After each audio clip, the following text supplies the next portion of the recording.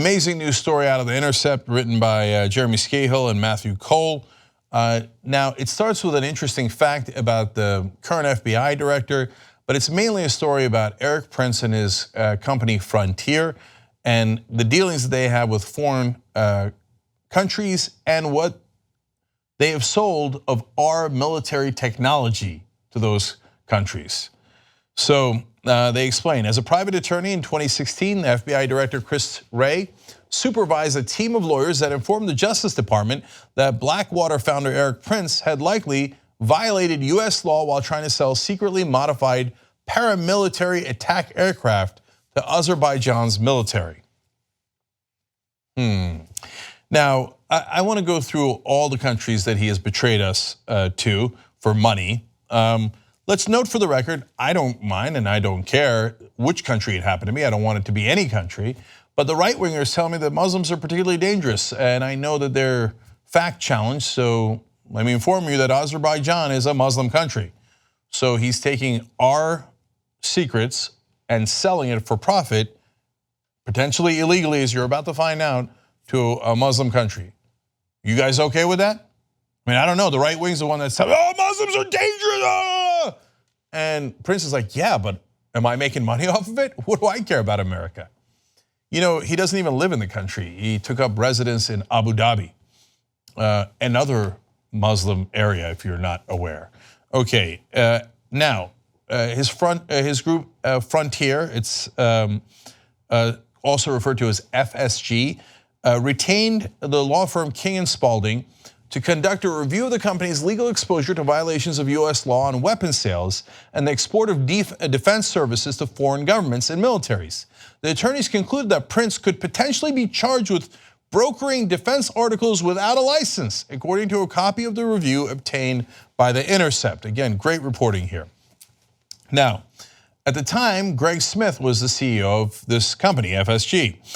And he said the potential violations stem principally from the conduct of Mr. Prince, a US person, okay? Now, what are those violations? Well, violations of international traffic in arms regulations can trigger civil penalties of up to $500,000 or criminal penalties of up to 20 years in prison, depending on the specific nature of the violations. You want to chant with me, guys? Lock him up. Lock him up. 20 years. 20 years. Okay. An internal investigation by his own company said the evidence strongly suggests that Mr. Prince was offering a foreign defense article, i.e. an attack aircraft, for sale to Azerbaijan MOD. Oops.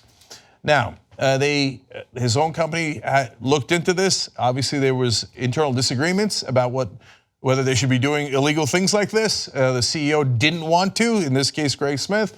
Erik Prince led those efforts. So the lawyers were hired at King Spalding. They seemed to confirm what was happening, and then they turned it over to the US government at some point. So let me give you more details. The 2015 internal report by FSG's lawyers from King Spalding concluded that, quote, based on the information available, it appears likely that Mr. Prince engaged in brokering activities without the necessary approval from the US in connection with the attempted sale of the secretly modified paramilitary aircraft to Azerbaijan's Ministry of Defense. So, did the Justice Department do anything about it? Now, for progressives, brace for impact, because this is really frustrating. What action, if any, the Justice Department took after Wray's team shared their initial findings has not been made public. Quote, we were perplexed by the lack of immediate action by state and justice departments, the former senior FSG official told The Intercept, adding that he and others at the company got the impression that, quote, nobody wanted to dig into this until after the 2016 election. So the Justice Department under Obama was like, oh, Erik Prince's own company has turned him in, saying he is, quote, likely doing significantly illegal acts, selling our technology to foreign countries for money. That's a 20-year prison sentence if he's caught. Don't worry, Hillary Clinton will win and she'll deal with it. Let's not do anything until after the election. Oops, Donald Trump wins. Erik Prince and his family have given a tremendous amount of political donations to Donald Trump. Now all of a sudden, Erik Prince is free to go. Not only that, he's lobbying to start a mercenary army, a private army within the Pentagon that would report to Erik Prince. Trump pushed for it.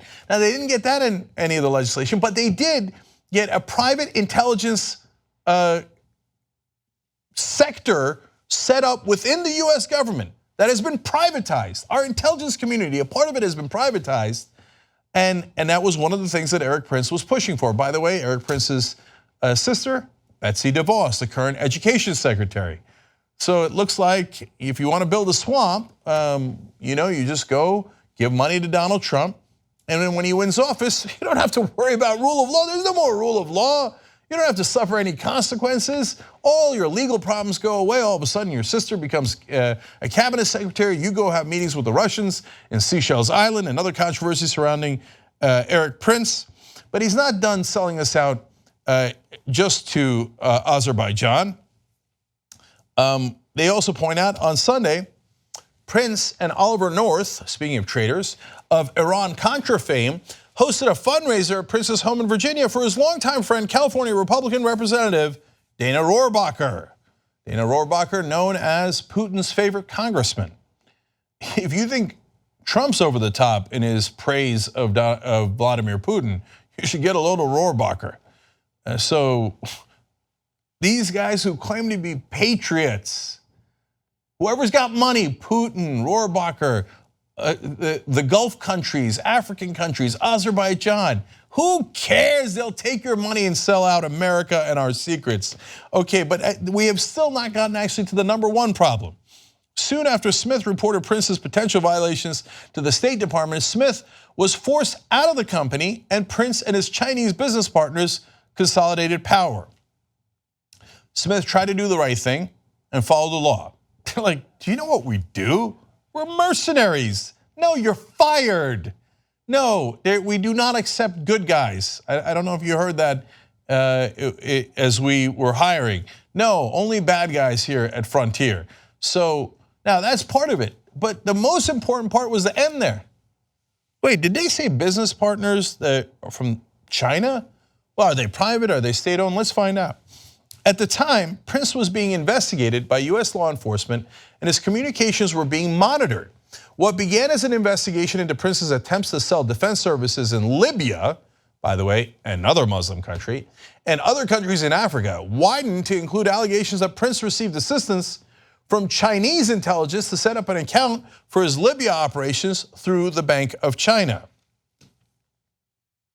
So Erik Prince is working with the Chinese to help governments in the Middle East and Africa and places like Azerbaijan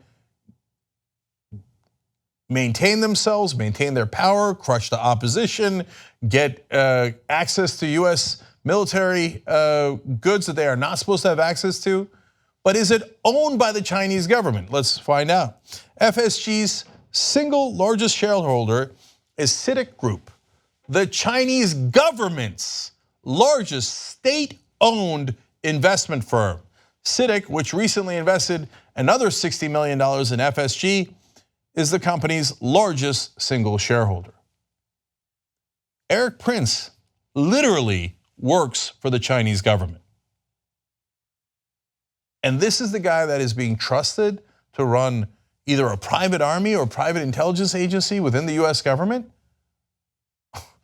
I can't imagine a larger violation of national security. So his secret dealings with the Russians in Seychelles Island and the fundraisers for their favorite congressman seem like peanuts compared to this. Even giving Azerbaijan military goods that they're not supposed to have that are unauthorized. I mean, that's a 20-year sentence. That is not peanuts. That is a significant issue. But to do this at the behest of the Chinese government, to give away our defense goods to Azerbaijan because China told you to. To say that they are not patriots is the greatest understatement you could have. They don't care about America at all. All they care about is money.